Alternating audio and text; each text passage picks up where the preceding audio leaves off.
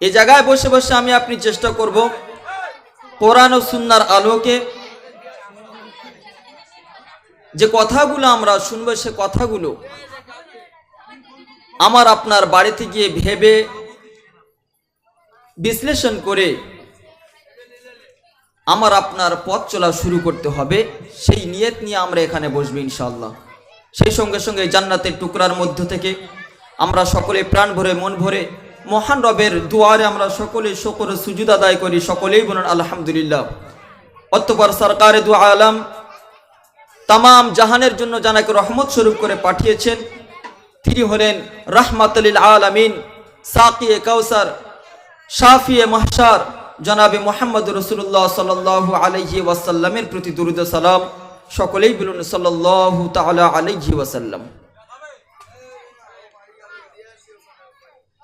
প্রিয় হাজিরানে মজলিস, আপনারা একটু সরে সরে আসুন না, একটু কাছে কাছে আসুন।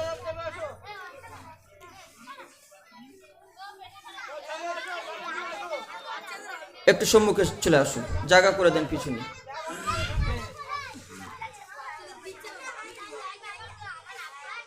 সম্মানীয় হাজিরানে মজলিস, আজ আমরা এখানে উপস্থিত হয়েছি। আমরা জানি যে উদ্দেশ্য আমরা নিয়ে এখানে এসেছি, সেই উদ্দেশ্যটি হলো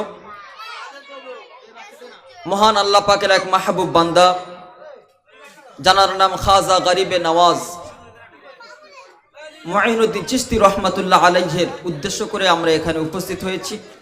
তানার ভালোবাসায়, তানার মহব্বতে এ পবিত্র মাস একটু কেচাকেচি বেশি হচ্ছে।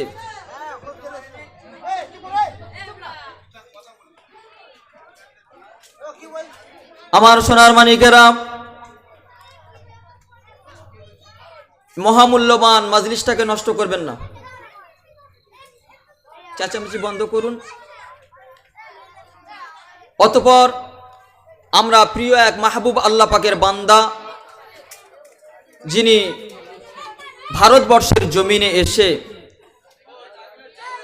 1 লক্ষ 2 লক্ষ নয়, 10 লক্ষ নয়, 20 লক্ষ নয়, ইতিহাসের পাতায় লেখা আছে, স্বর্ণ অক্ষরে লেখা আছে, যে মানুষটার মহব্বতে আমরা এখানে বসেছি, সেই মানুষটা এই ভারতবর্ষের জগতে এসে বিশ্ব নবীর নির্দেশ মোতাবেক মদিনার জমিন থেকে আমার আপনার প্রিয় নবীর নির্দেশ মোতাবেক হযরত খাজা গরিবে নওয়াজ মুঈনুদ্দিন চিশতি রহমাতুল্লাহ আলাইহি তিনি এমন করে ভারতবর্ষের জগৎ থেকে ইসলামের দাওয়াত, ইসলামের প্রচার করতে করতে 90 লক্ষ মুসলমান, 90 লক্ষ বেদিন হযরতে মুঈনুদ্দিন চিশতি রহমাতুল্লাহ আলাইহির হাতে বায়াত হয়ে ইসলাম গ্রহণ করলেন। জোরে বলুন সুবহানাল্লাহ। সেই মানুষটার মহব্বতে আমরা বসেছি, অতএব এই জায়গায় আদব আমরা রক্ষা করব ইনশাআল্লাহ। আমার সোনার মানিকেরা, ওই কথাগুলো যাওয়ার আগে ভাগে কিছু কথা আমার আপনার শোনা জরুরি। আমরা পার্থিব জগতের মানুষ, পৃথিবীর জগতে বসবাস করছি। এ জায়গাতে বসে বসে আমাদের জীবন দুনিয়ার জমিনে চলা বলা, ব্যবসা বাণিজ্য, কাজকর্মের মাধ্যমে আমরা গুজরান করে দিচ্ছি, অতিবাহিত করে চলেছি। আমার আল্লাহ রাব্বুল আলামিন পবিত্র কালামুল্লাহ শরীফে ইরশাদ করলেন, আফা হাসিবতুম আন্নামা খলাকনাকুম আবাসা ওয়া আন্নাকুম ইলাইনা লা তুরজাউন। হে আমার বান্দারা, তোমাদের মনের কি ধারণা?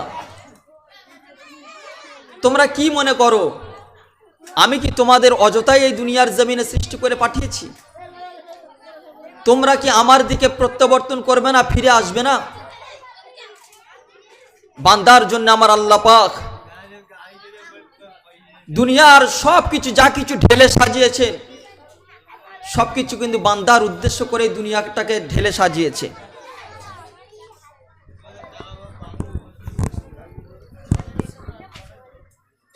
অতএব আজ আমরা পৃথিবীর জগতে এসেছি, আমাদের উদ্দেশ্য করে পৃথিবীর জগতে বান্দার জন্য আল্লাহ পাক দুনিয়াটাকে এত সৌন্দর্যভাবে সাজিয়েছেন।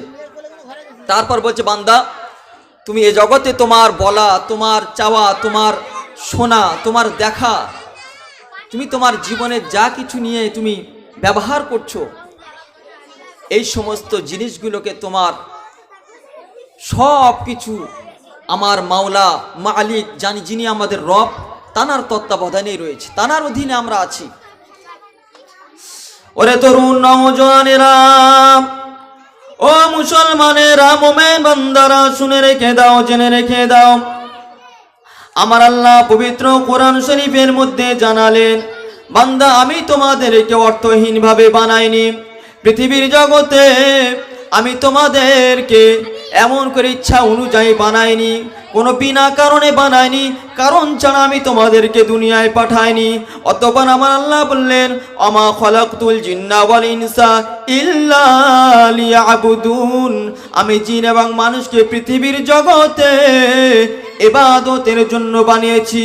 ও সোনার মানিকেরা, নবী পাকের উম্মাত উম্মাতানিরা, আমরা পৃথিবীর জগতের মানুষেরা মনে মনে করি নামাজ ইবাদত, রোজা ইবাদত, দান সদকা ইবাদত, এতটুকুই করলে এতটুকুর মধ্যে ইবাদতটা শামিল। না না না, বান্দার জীবনের সমস্ত সৎ কাজগুলো, ভালো কাজগুলো হলে ইবাদত। জোরে বলুন সুবহানাল্লাহ। বান্দার জীবনের ভালো কাজ যা কিছু জীবনের করবে, সব কাজগুলো বান্দার জন্য ইবাদত। অতএব এই দুনিয়ার জমিনে আমার আপনার আল্লাহ রাব্বুল আলামিন বিবেক নামক একটা বস্তু আমার আপনার জন্য দান করেছেন। সেই বিবেক দ্বারা ধোলাই করে আমার আপনার জীবনটাকে অতিবাহিত করতে হবে। এই পৃথিবীর ধরাধামে একটা ঘটনার মাধ্যমে আপনাদেরকে কিছু বোঝাতে চাই। এক বাদশাহ, নেককার আল্লাহওয়ালা পরহেজগার বাদশাহ, পৃথিবীর জগতে তার সন্তান ছেলে বলে কেউ ছিল না, একটাই মাত্র মেয়ে। এখন রাজা মনে মনে ভাবছে যে আমি তো মারা যাব। এখন মারা যাওয়ার আগে তো এই রাজ চেয়ার যেটা আছে, সেই রাজত্বটা চালানোর জন্য একটা পুরুষ ভালো মানুষের দরকার। অতএব আমার মেয়ের সঙ্গে যাকে বিয়ে দেবো তাকে একটু যাচাই বাছাই করে নেককার আল্লাহওয়ালা দিনদার থেকে আমাকে বিয়ে দিতে হবে। বাদশাহ এমন করে মনে মনে চিন্তা করলেন যে কি করা যায়। প্রজাদেরকে ডেকে ডেকে বলছে, প্রত্যেকটা রাজত্বে একদম আওয়াজ তুলে দাও, আগামীকাল এই শাহী মসজিদে এসে যে যুবক আউয়াল ওয়াক্তে এসে মসজিদে আজান দিতে পারবে, সেই আমার জামাই বলে বিবেচিত হবে এবং এই রাজত্বের মালিক সে হবে। এদিকে রাজা প্রজাদের দিয়ে মসজিদ থেকে গেট পর্যন্ত এমন হীরা মণিমুক্তা দিয়ে সাজিয়ে দিয়েছে যে সাজানোর দরুন এলাকার যে সমস্ত যুবকেরা রাজার জামাতা হবে বলে নিয়ত করেছিল, তারা মসজিদ পর্যন্ত পৌঁছানোর আগে হীরা মণিমুক্তাগুলো দেখে তারা একেবারে বিভোর হয়ে গেছে, মসজিদের ভিতরে ঢুকতে পারেনি। দূর থেকে একটা খুব বুদ্ধিমান যুবক সে এমন করে লক্ষ্য করে দেখতে পেলে যে ঢোকে গেটের মধ্যে দিয়ে সে মসজিদে পৌঁছাতে পারে না, খালি হীরা মণিমুক্তা দেখে তারা বিভোর হয়ে গেছে। এই যুবক বুদ্ধি বার করে নিজের চোখেতে একটা রুমাল বেঁধে নিলেন। বাঁধার পরে ডাইরেক্ট গেট থেকে ঢুকে ডাইরেক্ট মসজিদের ভিতরে ঢুকে গেছেন এবং আউয়াল ওয়াক্তে আজান দিতে পারলেন। তাহলে এই অনেকগুলো যুবকের মধ্যে ওই যুবকটা শ্রেয় হয়েছে যে যুবকটা চোখে রুমাল বা চোখে একটা পট্টি বেঁধে মসজিদের ভিতরে যে ঢুকতে পারে, সেই ছাড়া অন্য কেউ ঢুকতে পারেনি, কারণ তারা মণিমুক্তার লোভে বাইরেই থেকে গেছে।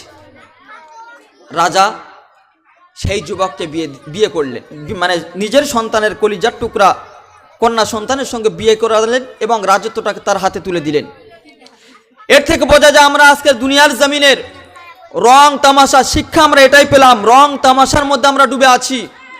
আমরা আসল মঞ্জিল পর্যন্ত আমাদের পৌঁছাতে গেলে দুনিয়ার জমিনের কিছু কাজ, রং তামাশাগুলো আমার আপনার চোখে পর্দা রেখে আল্লাহর সঠিক উদ্দেশ্য, আল্লাহর সঠিক রাস্তাটাকে চেনার জন্য, গন্তব্যস্থলে পৌঁছানোর জন্য, পৃথিবীর জগতে আমার আপনার সঠিক বিবেক নিয়ে চলার জন্য চেষ্টা করতে হবে।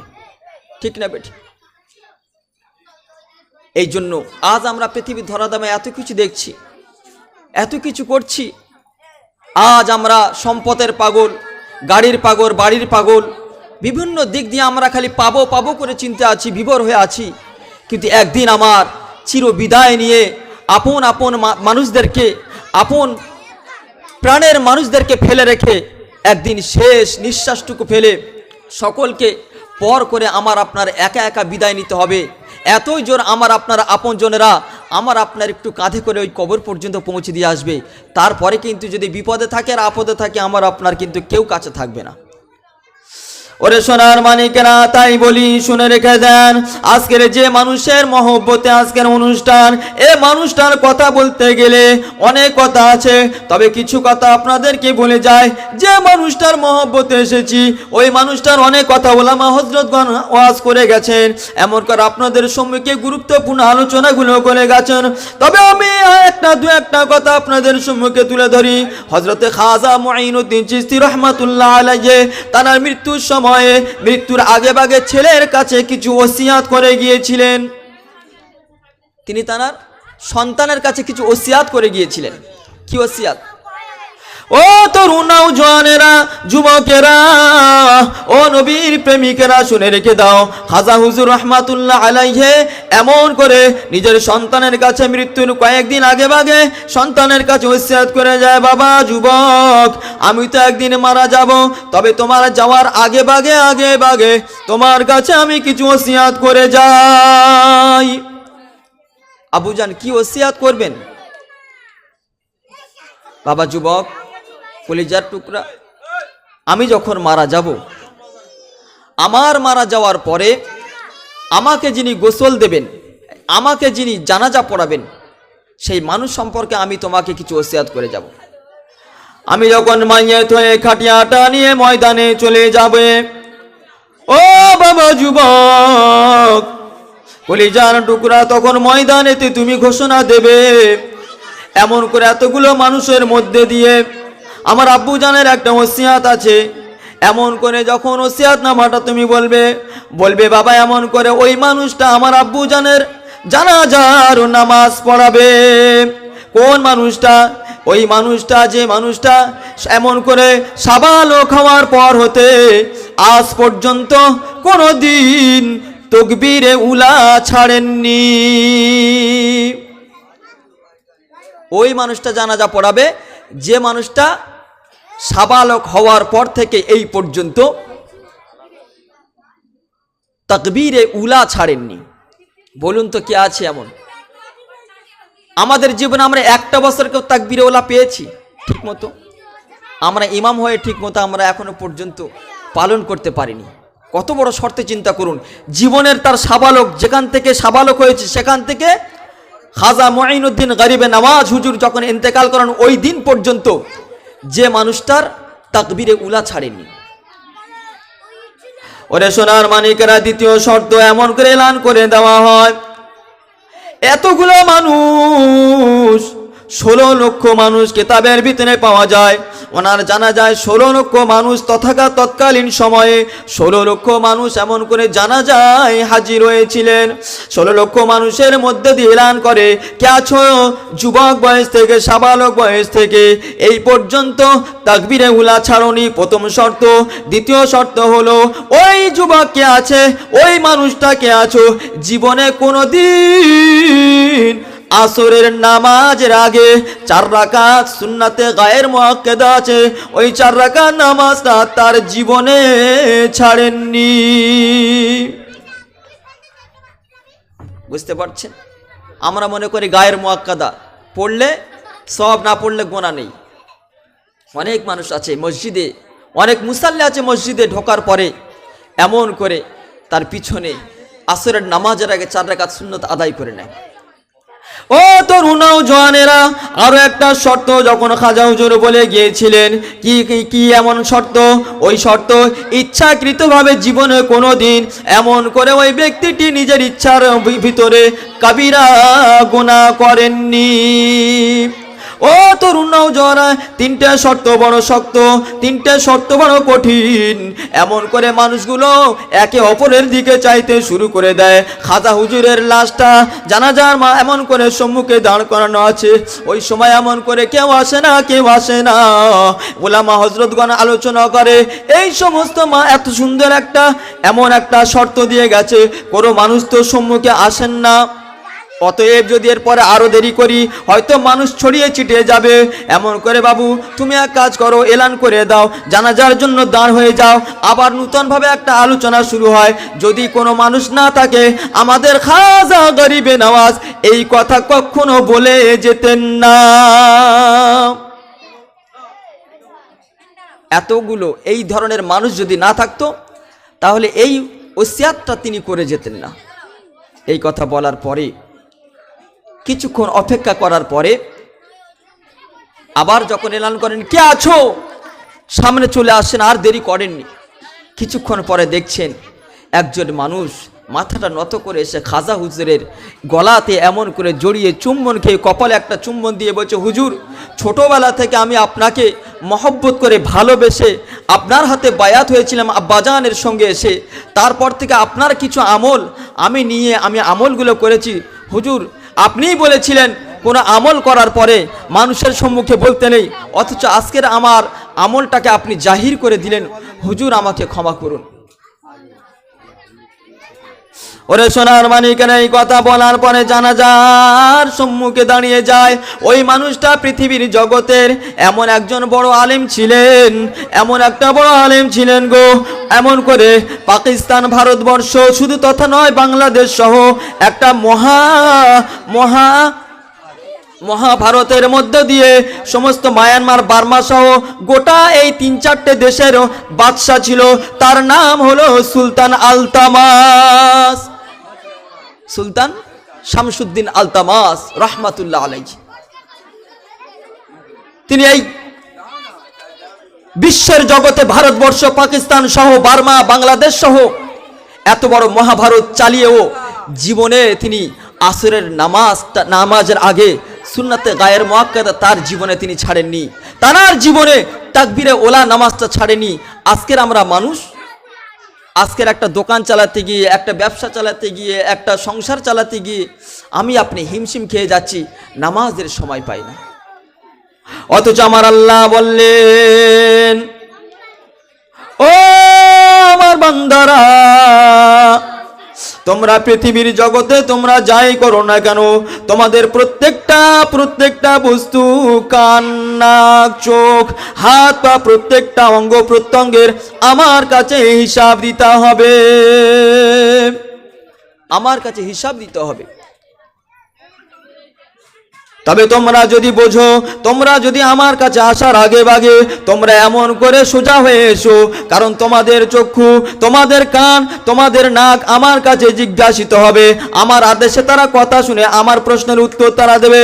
হাসরের ময়দানে বান্দার চোখ, নাক, কান, গলা, হাত পা সমস্ত কিছু বান্দার বিরুদ্ধে সাক্ষ্য প্রদান করবে। ওই সময় বান্দা বলবে, ওরে চোখ, ওরে কান, ওরে আমার জিহ্বা, তোরা তোদের কি হলো বল, তোদের কি হলো বল, তোরা আমার বিরুদ্ধে কেন সাক্ষ্য দিচ্ছিস, আমার বিরুদ্ধে কেন সাক্ষ্য দিচ্ছিস? ওই সময় ওই অঙ্গ প্রত্যঙ্গ গুলো বলবেন, আমরা কেউ সাক্ষ্য দিচ্ছি না, আমাদেরকে দেওয়াচ্ছে যে মালিক আমাকে বলার শক্তি দিয়েছে, যে মালিক আমার শোনার শক্তি দিয়েছে, যে রব আমাকে এমন করে দেখার শক্তি দিয়েছে, ওই রব আমার বলিয়ে নিচ্ছে, আমাদের কিছু করার নাই।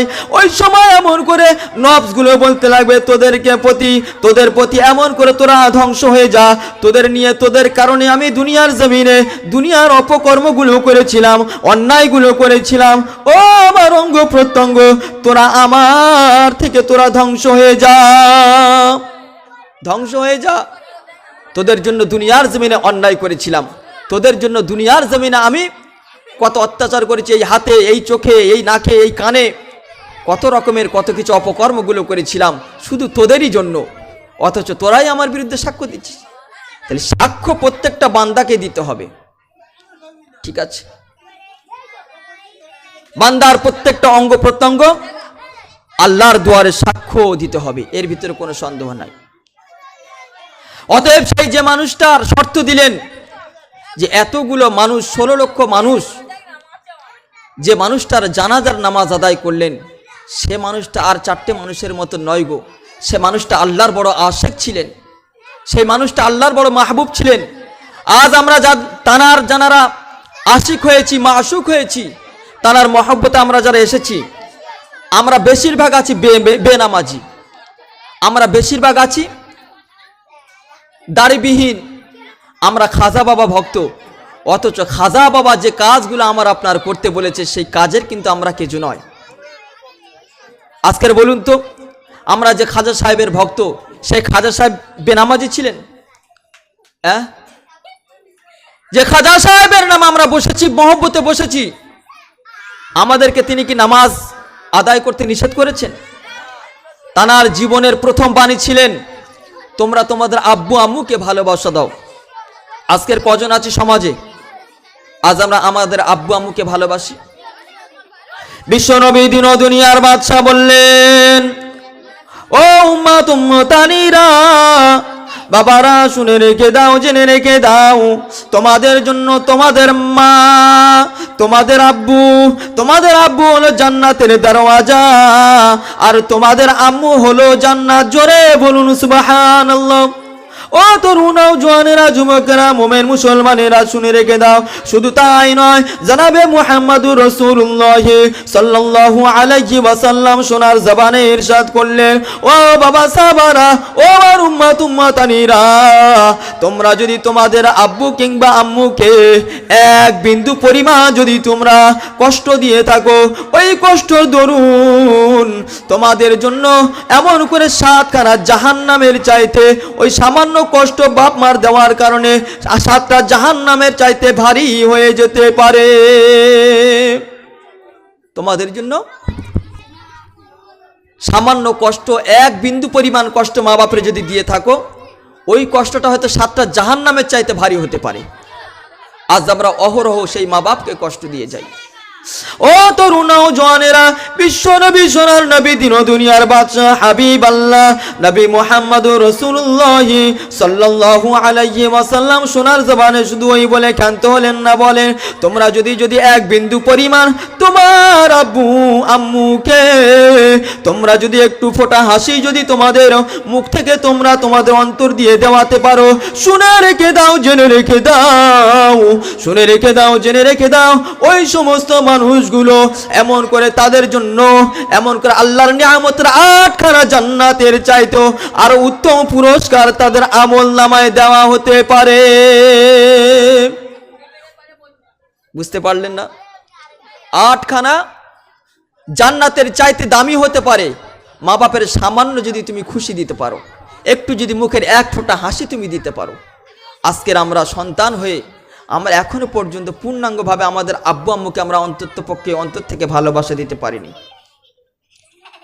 ইতিহাস সাক্ষ্য দেয়, কোরআন ও সুন্নাহ সাক্ষ্য দেয়, পৃথিবীর ধরাধামে যে মানুষগুলো মা বাপের অবহেলার চোখে দেখে, সেই সন্তানেরা পৃথিবীর জগতে অনেক আযাবের মধ্যে গ্রেপ্তার। আমরা হাদিস ও কোরআন ও সুন্নাহর আলোকে জানি হযরত আলকামা রাদিয়াল্লাহু তাআলা আনহুর ঘটনা। তিনি যখন মৃত্যু শয্যায় বড় রোগের মধ্যে পড়ে গেছেন, এমন সময় তানার বিবি হযরতে বিশ্বনবী মুহাম্মদুর রাসূলুল্লাহ সাল্লাল্লাহু আলাইহি ওয়াসাল্লামের কাছে খবর পাঠালেন, ইয়া রাসূলুল্লাহ, আপনার সাহাবী আলকামা বড় বিপদগ্রস্ত, মুসিবতগ্রস্ত, বিছানায় শয্যাশায়ী। বিশ্বনবী দিন ও দুনিয়ার বাদশা হাবিব আল্লাহ হযরতে বেলাল সহ আরো কিছু সংখ্যক সাহাবীদেরকে এমন করে হযরতে আলকামার কাছে পাঠিয়ে দেয়। ও তরুণ ও জওয়ানেরা, যুবকেরা, মুমিন মুসলমানেরা, মা বোনেরা, হযরতে আলকামার কাছে বিশ্বনবী কয়েকটি সাহাবীদেরকে পাঠিয়ে দেয়, যাও বাবা যাও, চলে যাও, আমার আলকামা বড় কষ্ট হয়তো পাচ্ছে, তার কাছে গিয়ে কলেমা শাহাদাতের তালকিন করে দাও। সাহাবারা এমন করে গুটি পায়ে গিয়ে হযরতে আলকামার বাড়ির মধ্যে চলে যায়, গিয়ে এমন করে দেখলেন হযরতে আলকামার চেহারাটা বিবর্ণ কালো বর্ণ হয়ে গেছে। হযরতে আলকামা রাদিয়াল্লাহু তাআলা আনহুর জবান দিয়ে কলেমা শাহাদাতটা বার হয় না, এমন করে বার হয় না। সাহাবা আজমাইনগণ এমন করে তালকিন দিতে শুরু করেছেন, কিন্তু জবানটা অ্যারেস্ট হয়ে আছে, জবানটা বরফের মতো জমে গেছে, জবান দিয়ে কলেমা নসিব হয় না। ও তরুণ নওজোয়ানেরা, নবীর উম্মাত উম্মতানিরা, এই কথাটা বিশ্বনবী দয়ার নবী হাবিব আল্লাহর কাছে পৌঁছে যায়। বিশ্বনবী আলকামা রাদিয়াল্লাহু তাআলা আনহুর কাছে আর দেরি না করে পৌঁছে যায়। এসে দেখলেন এমন করে বিবর্ণ অবস্থা, এমন করে বললেন আলকামার আব্বু কিংবা আম্মু তিনি বেঁচে আছেন কি? ওই সময় হযরতে বিশ্বনবীর কথা শুনে, দয়ার নবী মায়ার নবীর কথা শুনে, এমন করে আমার আপনার মায়ার নবীর কথা শুনে সাহাবাগণ আরজ করলেন, ইয়া রাসূলুল্লাহ, হযরত আলকামার আব্বু জান দুনিয়ার জমিনে নেই, তবে তার আম্মু জান বৃদ্ধা তিনি জীবিত আছেন। তার মা বৃদ্ধা তিনি জীবিত আছে, তাহলে ডাক দাও, তিনি যদি আসতে না পারেন আমি নবী তানার কাছে যাব। এ কথা যখন আলকামা রাদিয়াল্লাহু তাআলা আনহুর আম্মাজানের কাছে পৌঁছে যায়, আম্মাজান এমন করে দৌড়াদৌড়ি ছুটোছুটি করে না আসতে পেরে বললেন, বাবা আমার বিশ্বনবী দয়ার নবীর কদমের জন্য ধন্য হোক, আমি আলকামার মা, আমি নবীর কাছে যাব। এই কথা বলে টুকটুক পায়ে বিশ্বনবী দয়ার নবীর কাছে আম্মাজানকে আনা হলো। ওই সময় বলেন, আম্মাজান আপনি এমন করে, তুমি তো আলকামার মা, আলকামার জীবনের কিছু কথা আমাকে তুমি শুনিয়ে দাও। ওই সময় বলে, হে মোহাম্মদ, বাবা মোহাম্মদ সাল্লাল্লাহু আলাইহি ওয়াসাল্লাম, ও বাবা, এমন করে আমার আলকামা পৃথিবীর জগতে তার নামাজে কোনো অবহেলা ছিল না, দান সদকাতে কোনো অবহেলা ছিল না, পৃথিবীর জগতে ভালো কাজগুলো তার কোনোভাবে কোনো কমই ছিল না, সমস্ত কাজগুলো তার কাছে ভালো ছিল, কিন্তু তবু আমি তার প্রতি বড় অখুশি। আম্মাজান, কেন আপনি অখুশি? বাবা মুহাম্মদ, ও বাবা মুহাম্মদ সাল্লাল্লাহু আলাইহি ওয়াসাল্লাম, বাবা মুহাম্মদ, আমি একটা মাত্র কারণে আমি আমার সন্তানের প্রতি আমি কষ্ট পেয়েছি, কারণ সে আমার চাইতে তার বিবিকে প্রাধান্য দেয়, বড় মনে করে, ভালোবাসে। আমি মা, আমাকে ঠিক মতো অবহেলা করে দেখেন না, এই কষ্টটুকু আমার অন্তরের মধ্যে আছে। এই কথা শোনার পরে বললে, ওরে সোনার মালিকেরা, হযরত আলকামা রাদিয়াল্লাহু তাআলা আনহুর ঘটনাগুলো বলতে লাগে। জীবনে নামাজ রোজা কোনো দিকে তার কমই ছিল না বাবা মুহাম্মদ, কিন্তু আমি তার প্রতি একটু অখুশি। দয়ার নবী আমার সাহাবাদেরকে আরজ করলেন, বাবা সাহাবারা, যাও, চলে যাও, কিছু কাঠ নিয়ে এসো, আমি আলকামাকে জ্বালিয়ে দেব। এই কথা শোনার পরে আম্মা জান বলেন, ও বাবা মুহাম্মদ, কেন কাঠ আনতে বলছো? বলে, তোমার আলকামাকে জ্বালিয়ে দেব। বাবা মুহাম্মদ, আমি মা, আমার সম্মুখে আমার সন্তানকে তুমি জ্বালিয়ে দেবে, আমি সহ্য করতে পারবো না। বিশ্ব নবী, তামাম জাহানের নবী, জগৎগুরু নবী আমার, এমন করে ওই সময় আলকামার আম্মা জান তানাকে বললেন, আম্মা জান, পৃথিবীর জগতে যদি কাঠ দিয়ে তোমার আলকামাকে জ্বালিয়ে দিই, তার চাইতে 70 গুণ জাহান্নামের আগুনে জ্বলবে, তুমি যদি তাকে ক্ষমা না করো। ও আম্মা জান, তুমি যদি তাকে ক্ষমা না করো, তোমার এই দুনিয়ার তোমার অভিশাপের জন্য, তোমার কষ্টের জন্য তোমার সন্তান বড় মুসিবতের ভেতরে পড়ে যাবে। ওই সময় বলে, বেটা মোহাম্মদ, আর দেরি করো না, আমি আমার সন্তানের অন্তর দিয়ে ক্ষমা করে দিলাম। জোরে বলুন সুবহানাল্লাহ। কিতাবের ভিতরে পাওয়া যায় হযরত আলকামার আম্মা জান যেই না এমন করে ক্ষমা করে দেয়, ওই সঙ্গে সঙ্গে সাহাবাদেরকে পাঠিয়ে দেয়, যাও চলে যাও চলে যাও আলকামার কাছে। বাবা সাহাবারা চলে যাও, দেখো আলকামা কলেমা পড়ে কিনা। কিছুক্ষণের মধ্যে খবর আসে হযরতে আলকামা জোরভাবে চিৎকার করে হযরতে আলকামা রাদিয়াল্লাহু তাআলা আনহু কলেমার সুদা পান করে মৃত্যুবরণ করেছেন। জোরে বলুন সুবহানাল্লাহ। আমার আপনার খাজা গরিবে নওয়াজ রহমাতুল্লাহ আলাইহি সর্বপ্রথম যিনি ওসিয়াত করেছিলেন, তার জীবনের যে অমূল্য বাণীগুলো আছে, সেই অমূল্য বাণীর মধ্যে সর্বপ্রথম ওসিয়াত ছিল, তোমরা তোমাদের আব্বু আম্মুর সঙ্গে সৎ ব্যবহার করো, কারণ তোমাদের জন্য তোমাদের আব্বা মা জাহান্নামের দরওয়াজা, আবার কখনো কখনো জান্নাতের দরওয়াজা।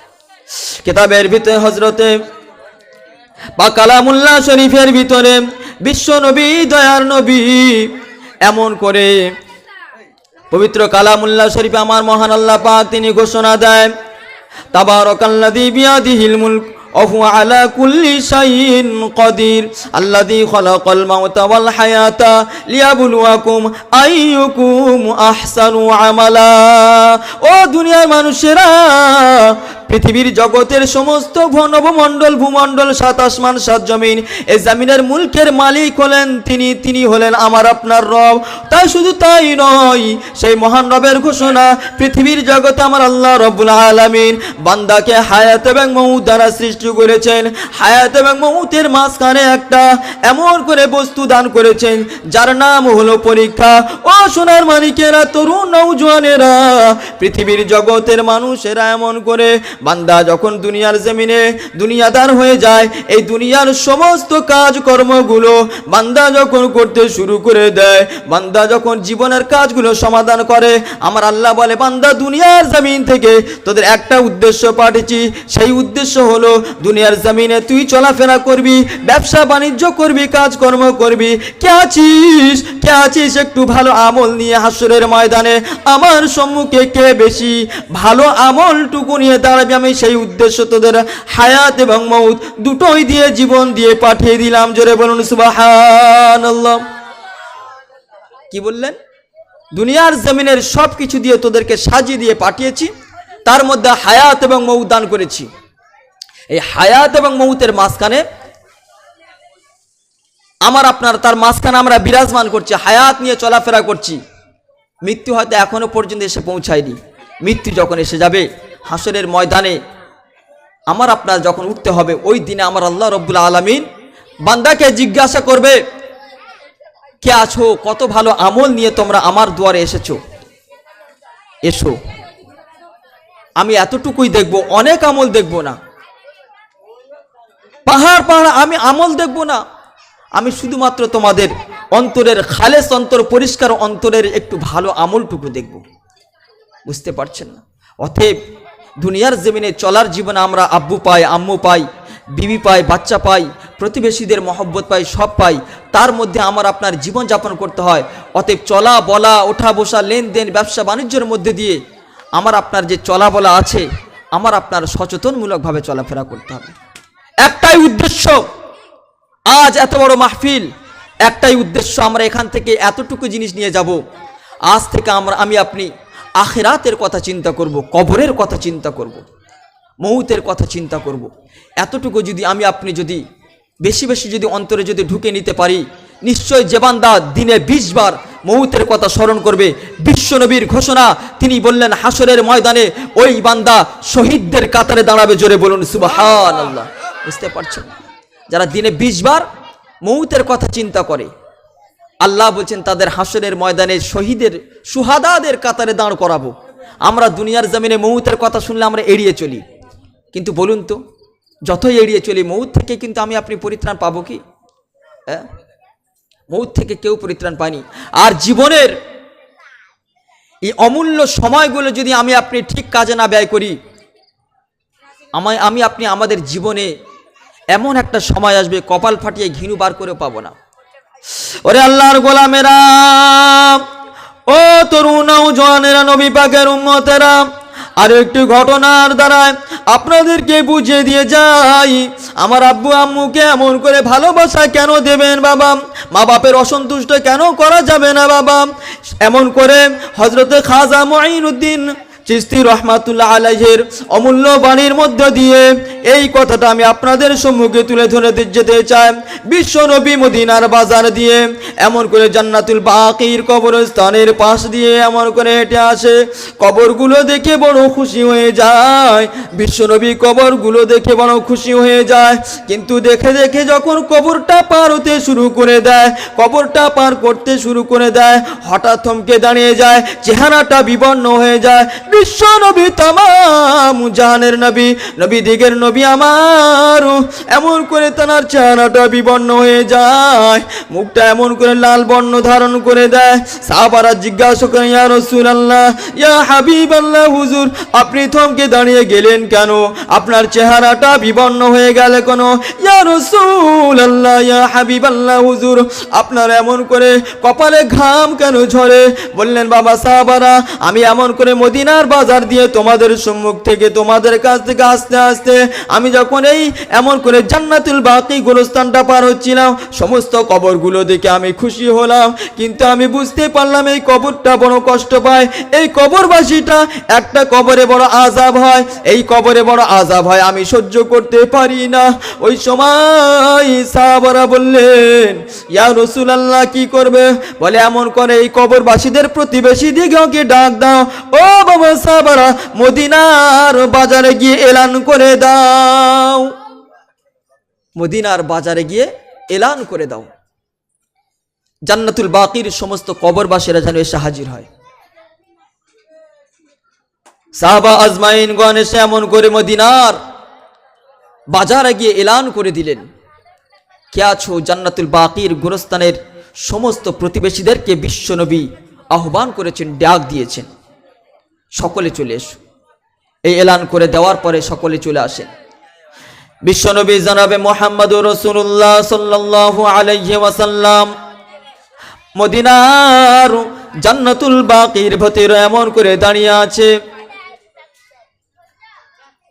মদিনার বাজার থেকে সমস্ত প্রতিবেশীরা একে একে একে একে এমন করে জান্নাতুল বাকির ধারে এসে হাজির হয়ে যায়। ও মোমেন মুসলমানেরা, বিশ্বনবীর এলান মোতাবেক সমস্ত আপন জনেরা কবরে কবরে কবর নিয়ে দাঁড়িয়ে, যেটা আমার আপন জনের কবর, এটা আমার ভাইয়ের কবর, এটা আমার বিবির কবর, এটা আমার চাচার কবর, এটা আমার আব্বুর কবর, এটা আমার আম্মুর কবর করে দাঁড়িয়ে যায়। যার যার কবরের আপনজন নিজের আত্মীয়র কবর নিয়ে দাঁড়িয়ে গেলেন। বিশ্বনবী এমন করে সব এমন করে আপনজনদের কবরে সবাই দাঁড়িয়ে গেছে, কিন্তু যে কবরে আযাব হয় ওই কবরের আপনজন কাউকে খুঁজে পাওয়া যায় না। কিছুক্ষণ অপেক্ষা করে বিশ্বনবী যত দেরি করে ততই বিশ্বনবীর চেহারাটা বিবর্ণ নীল বর্ণ ধারণ করে, চোখ থেকে এমন করে অশ্রু বিজড়িত কণ্ঠে চোখ থেকে টপ টপ টপ টপ করে পানি পড়তে শুরু করে দেয়। বিশ্বনবী দিন দুনিয়ার বাদশার চোখ মোবারক থেকে এমন করে মতির মতো পানিগুলো ঝরতে শুরু করে দেয়। বিশ্বনবীর গাল বেয়ে বেয়ে গাড়ি এমন করে দাড়ি মোবারক খানা ভিজে যায়। বিশ্বনবী দয়ার নবী আমার চিৎকার দিয়ে বলে, কে জয় কবরের আপনজন, কবরের কাছে এসে দাঁড়িয়ে যাও। শেষে এমন করে দেখলে একটা বুড়ি মা লাঠি ধরে ধরে ধরে ধরে লাঠিটা এমন করে ধরে টুক টুক টুক টুক পরে ওই কবরের পাশে এসে দাঁড়িয়ে যায়। ও সোনার মালিকেরা, নবীর উম্মাত উম্মাতানিরা শুনে রেখে দাও, জেনে রেখে দাও, বিশ্ব নবী এমন করে খুশি হয়ে গেলেন। আর এই কবরের এমন করে আপনজনকে পাওয়া গেলেন। ও বুড়িমা, এই কবরের যে সন্তানটা তোমার কে হয়? বলে, হলো আমার কলিজার টুকরা সন্তান, কলিজার টুকরা সন্তান। মা বুড়িমা, তোমার সন্তানের কবরে বড় আযাব। কি আযাব? বিশ্বনবী দেখছে, বর্ণনা দিতে গিয়ে বলছে, আমি যখন কবরের দিকে তাকাই দেখছি যে এমন করে যেমন জ্যান্ত গরুর ছাল ছাড়ালে জ্যান্ত ছাগলের ছাল ছাড়ানো যেমন অবস্থা পাওয়া যায়, ঠিক ওই যুবকের শরীর থেকে উপরের চামড়াগুলো ছাড়িয়ে ফেলা হয়েছে আর তার উপরে জাহান্নামের গুরুজ দিয়ে পেটানো হচ্ছে। আর সারা কবরটাকে আগুন দিয়ে ঢেকে রেখে দিয়েছে। ও বুড়িমা, বুড়িমা, বুড়িমা, তোমার সন্তানের কবরে আযাব হয়ে যায়, বড় আযাব হয়, বড় কষ্ট হয় গো মা। তোমার বুড়ি, তোমার সন্তান এমন করে কি এমন কাজ দুনিয়ার জমিনে করেছে, তোমার সন্তানের কাজগুলো নিয়ে একটু আমার সম্মুখে তুলে ধরো। ও বাবা মুহাম্মদ, এমন করো, আমার যুবক ছোটবেলায় যখন আমার কোলে দুগ্ধ পান করে, বুকের দুধ যখন পান করে, ও বাবা মুহাম্মদ, আমার স্বামী ইন্তেকাল করেন, আমি ওই বাচ্চাটাকে বড় কষ্ট, বড় আদরে, বড় যত্নে মানুষ করেছিলাম, বড় যত্নে বড় আদরে মানুষ করেছিলাম গো।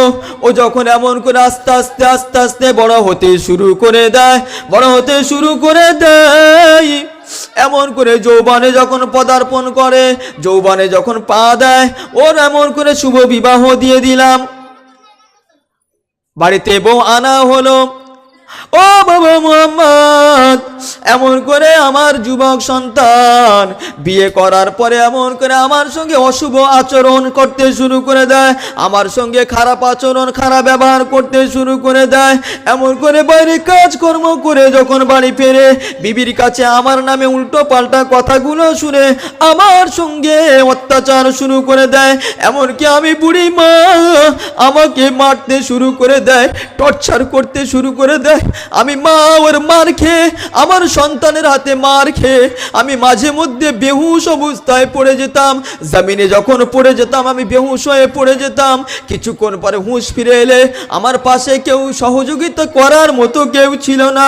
ও বাবা মুহাম্মদ, আমার ওই সন্তান আমাকে এমন ধরনের মার আচরণগুলো করতো, কষ্ট দিত, আমি এমন করে বুড়িমা যখন হুঁশ ফিরে পেতাম, বাবা মুহাম্মদ, আমি এমন করে বলতাম, আল্লাহ আমার সন্তানের তুমি দুনিয়ার আযাব গজব দিয়ে তাকে শেষ করো না, ও যখন মারা যাবে, ও যখন মারা যাবে, ও বাবা মুহাম্মদ, আমি আল্লাহর কাছে হাত তুলে রুনাজারি করেছিলাম, ও আমার মালিক, ওর কবরে এমন করে কিয়ামতের আগ পর্যন্ত তুমি শাস্তি দিও। বাবা মুহাম্মদ, আমার সন্তানের কবরে আযাব হচ্ছে, তুমি ঠিক বলছো? হ্যাঁ মা, বুড়ি মা, আমি নিজে স্বয়ং চোখে দেখতে পাচ্ছি, অতএব তুমি ক্ষমা করে দাও। বাবা, আমি আল্লাহর কাছে দোয়া চেয়েছি, আমি বড় খুশি, আল্লাহ আমাকে কবুল করেছে, আমার দোয়া আমার আল্লাহ কবুল করেছে, এর জন্য আমি খুশি। এই কথা শোনার পরে বুড়িমা কোনো প্রকারে ক্ষমা দেয় না সন্তানের, কারণ যৌবনে পদার্পণ করে বউয়ের ভালোবাসা পেয়ে, বউর কাছ থেকে, বিবির কাছ থেকে এমন কিছু কথা শুনে মায়ের ওপরে সে অত্যাচার মারধর করে, সেই সন্তানের কেমন বদদোয়া পাওয়া দরকার। ওরা সোনার মানিকেরা ওই সময় বিশ্ব নবী, তামাম জাহানের নবী, কোনো প্রকারে ওই বুড়ি মাকে এমন করে মানাতে পারে না। আল্লাহর দুয়ারে দোয়া চায়, আমার আল্লাহ এই বুড়ি মাকে কবরের হালাতটা তুমি দেখিয়ে দাও, কবরের হালাতটা তুমি দেখিয়ে দাও। এই কথা বলার পরে ওই সময় কবরের হালাত সম্পর্কে এমন করে বিশ্ব নবী যখন এই দোয়াটা চাইলেন, আমার আল্লাহ পাক কবুল করে নিয়ে ওই বুড়িমার কবরের হালাতটা যখন দেখিয়ে দেয়, ওই সময় ওই বুড়িমাটা কবরের হালাত যখন দেখতে পায় সঙ্গে সঙ্গে বেহুশ হয়ে যায়। বেহুশ অবস্থা থেকে এমন করে যখন হুঁশ ফিরে পেলেন, ওই সময় এমন করে হুঁশ ফেরার পরে বিশ্ব নবী তামাম জাহানের নবীকে লক্ষ্য করে বলেছিলেন, ও বাবা মুহাম্মদ, বাবা মুহাম্মদ, আর সহ্য করতে পারি না, জীবনে দুনিয়ার জমিনে আযাব গজব বলে শুনতাম কিন্তু চোখে দেখতাম না। বাবা মুহাম্মদ, আমি কবরে আমার সন্তানের আযাব সম্পর্কে ওয়াকিবহাল হয়ে গেছি, জেনে গেছি বাবা মুহাম্মদ, আর আমি চাই না আমার সন্তানকে আমি ক্ষমা করে দিলাম। আমি মা, আমাকে যত সন্তান কষ্ট দিক না কেন আমি আর সহ্য করতে পারি না, আমি আমার সন্তানকে আমার অন্তর দিয়ে ক্ষমা করে দিলাম। জোরে বলুন সুবহানাল্লাহ। ওই সময় এমন করে বিশ্ব নবীর চেহারা থেকে আবার শান্তি এবং হাসি মন ফিরে আসে। আমার আল্লাহ রব্বুল আলামিন ওই যুবকের কবরটা জান্নাতের টুকরাই ভরে দেয়। জোরে বলুন সুবহানাল্লাহ। দরুদ শরীফ আল্লাহুম্মা সাল্লি আলা সাইয়্যিদিনা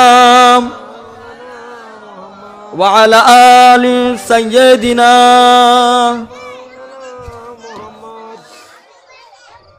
এর দ্বারা আমরা কি শিক্ষা পেলাম? আজ দুনিয়ার জমিনের মানুষ আমরা আসল কবরের চিত্রটা আমরা বুঝতে পারি নাই। এ দুনিয়ার ধরাধামে রং তামাশা আমরা এতটা ডুবে গেছি যে আমরা কবরের আসল চিত্র জানি না। আজ আপনজনেরা মারা যায়, তাদেরকে রেখে আমরা চলে আসি 3 কাপড়ের মধ্যে ঢুকিয়ে, 5 কাপড়ের মধ্যে ঢুকিয়ে আমাদের চাচা, আমাদের ভাই ব্রাদার আপনজনদেরকে কবরে রেখে চলে আসি। একবার তাদের কথা আমরা চিন্তা করি না। আমরা মনে করি কিছুই না ওই দুনিয়ায়। কিন্তু যে মানুষটা জন্মের মতো চির বিদায় নিয়ে এই দুনিয়া থেকে জীবনটাকে, তার জীবনটাই মুছে দিয়ে চলে গেল, তার কথাগুলো আমার আপনার একটু অন্তত ভাবা দরকার।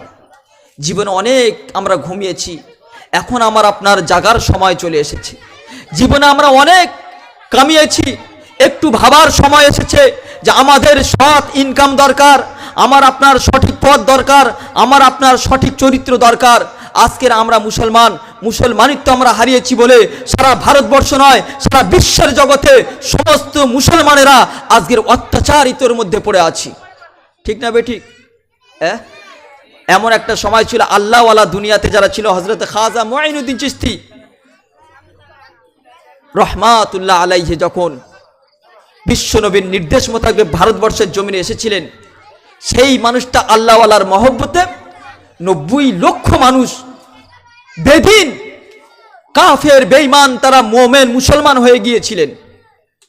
আজ আমরা এত বলছি, এত শুনছি, অথচ আমরা মুসলমান হয়ে সৎ পথে এখনো পর্যন্ত ফিরতে পারলাম না। ঠিক না বেঠিক? অতএব আমাদের হাত, আমাদের চোখ, আমাদের কান, আমাদের জিহ্বা সব কিছু জিজ্ঞাসিত হবে। হাসরের ময়দানটা বড় ভয়াবহ অবস্থা হবে, যে দিনের চিত্র যদি মানুষ জানতো, দুনিয়ার জমিনে দুনিয়াদার করা সেই বান্দা ছেড়ে যেত। অতএব সেই দিকে লক্ষ্য রেখে আমার আপনার জীবনযাপন করাই হলো মূল উদ্দেশ্য। দুনিয়ার শান্তি, আখিরাতে জাহান্নামের আগুন থেকে বাঁচার উদ্দেশ্যই এটাই যে দুনিয়ার জমিন থেকে, এই মজলিস থেকে এমন কিছু কথা আমার আপনার অন্তরে নিতে হবে যার দ্বারাই আল্লাহ যেন আমার আপনার কামিয়াব নসিব করেন। ঠিক না বেঠিক? যার দ্বারাই আমার আপনার আল্লাহ যেন জাহান্নামের আগুন থেকে বাঁচার পথ আমরা খুঁজে পাই, নাজাতের কারণ যেন আমি আপনি খুঁজে পাই। এই উদ্দেশ্য নিয়ে আমাদের এখানে বসা। আর চতুর্দিকে আমাদের আপনজনেরা শুয়ে আছে, প্রতিবেশীরা শুয়ে আছে, গ্রামবাসীরা শুয়ে আছে, তাদের জন্য একটু মাগফিরাতের কামনা করা। কার দুয়ারে? মাওলা মালিকের দুয়ারে কান্নাকাটি করা। কারণ আজ যে মানুষগুলো কবরের জমিনে শুয়ে আছে, চতুর্দিকে বাঁশবাগানের কোনায়, খোলা মাঠে, ময়দানে যারা শুয়ে আছে, তাদের কথা আমরা ঠিকমতো সময় মতো আমরা প্রত্যেক দিন ভাবি না। মাঝে মধ্যে কোনো রকমের দোয়ার মজলিস, এই রকম ধরনের পাক মাহফিল যখন হয়, তাদের কথা হয়তো মনে করে একটু হাত তুলি। কিন্তু আমাদের বছরের পর বছর, যুগের পর যুগ, আমাদের আব্বু, আমাদের আম্মু, আমাদের চাচা চাচিমা, দাদা দাদিমা, নানা নানিমা, আপনজনেরা তারা শুয়ে আছে, সর্বক্ষণে তাদের কথা ভাবার সময় আমরা পাই না। সোনার মানিকেরা, মহাসমুদ্রের মাঝখানে কোনো একজন মানুষ, জাহাজ ভরাডুবি অবস্থায় যখন কোনো মানুষ বিপদের মধ্যে পড়ে যায়, একা মানুষ, পাশে আর কাউকে খুঁজে পায় না, ওই মানুষটা কত বড় মুসিবতের ভিতরে পড়ে বলুন। তবুও কিতাবের ভিতরে পাওয়া যায় ওই মানুষটা ওই মহাসমুদ্রের মাঝখান থেকে বাঁচার আশা থাকতে পারে। পারে না? পারে না। কম্পিউটার যুগ, মানুষ অনেক রকমের উন্নতি সিস্টেম বার করেছে, মহাসমুদ্রের মাঝখান থেকে হেলিকপ্টার, জাহাজ নিয়ে অনেক প্রসেসে মানুষটাকে বাঁচাতে পারে।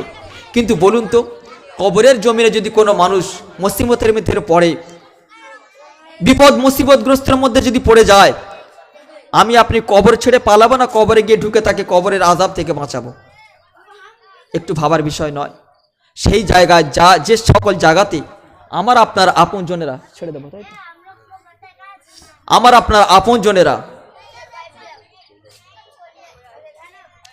আপনার আপনজনেরা চতুর্দিকে সেই কবরের মধ্যে শুয়ে আছে।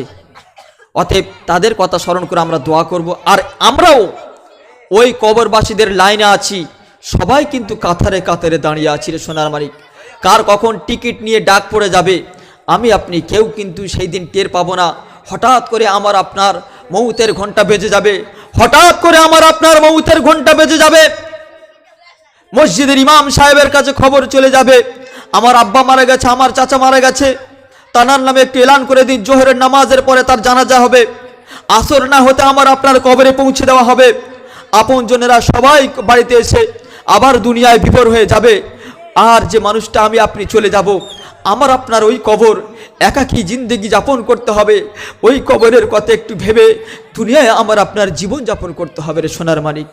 অতএব আজকের দুনিয়ার জমিন আমরা মাটির মানুষ, অহংকার ছেড়ে, অহমিকা ছেড়ে দুনিয়ার জমিন থেকে আমার আপনার মাটির মতন চলাফেরা করতে হবে।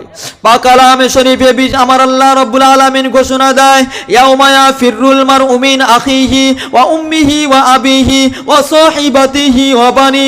ও সোনার মানিকেরা, তরুণ নওজওয়ানেরা, মানুষ যখন মারা যাওয়ার পরে সঙ্গে সাথে হাসরের ময়দান পর্যন্ত বান্দার কোনো আপনজন বলে আর কেউ থাকবে না।